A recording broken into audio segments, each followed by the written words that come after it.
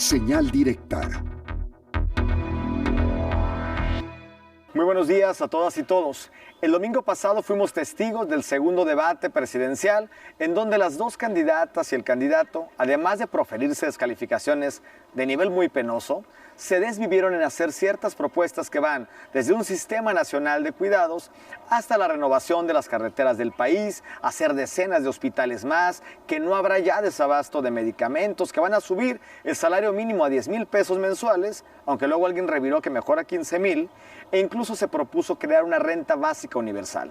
Todas estas propuestas pueden ser más o menos discutibles en la conveniencia o en su utilidad para implementarlas, pero hay una cuestión básica que todas comparten y de la que nadie habló: ¿cómo se va a pagar todo eso?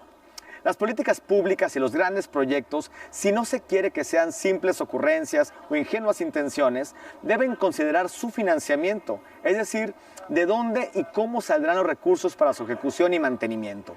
La política es también una cuestión de pesos y centavos, sobre todo cuando se trata de la administración pública. Y el gobierno de México es un gobierno pobre, fundamentalmente porque recauda pocos impuestos.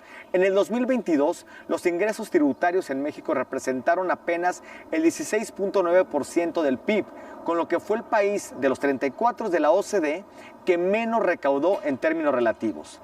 Debemos derribar el mito de que el gobierno tiene mucho dinero para hacer cosas. No es así.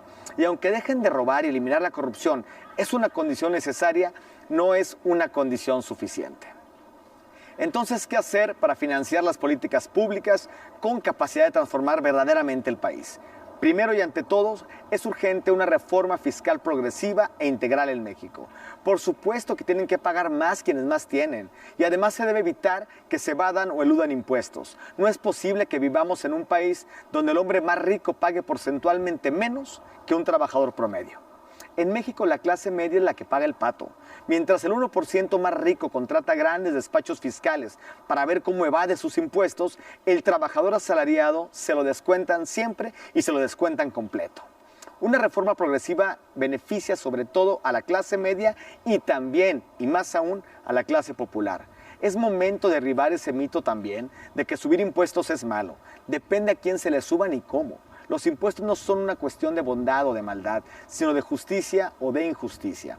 Es momento de discutir que se pague impuesto a la herencia. Somos uno de los únicos 6 países de toda la OCDE que no lo cobra. También debemos dialogar esquemas progresivos mucho más ambiciosos que logren una mejor redistribución de la riqueza. Somos la 12ª economía del mundo, pero somos el segundo país más desigual de la propia OCDE.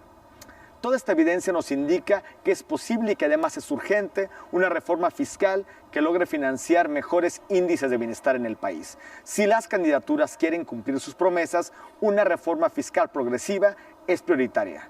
Andrés Manuel no ha tocado ni con el pétalo de una rosa la ley de ingresos, ni 1% más de impuestos a las grandes fortunas.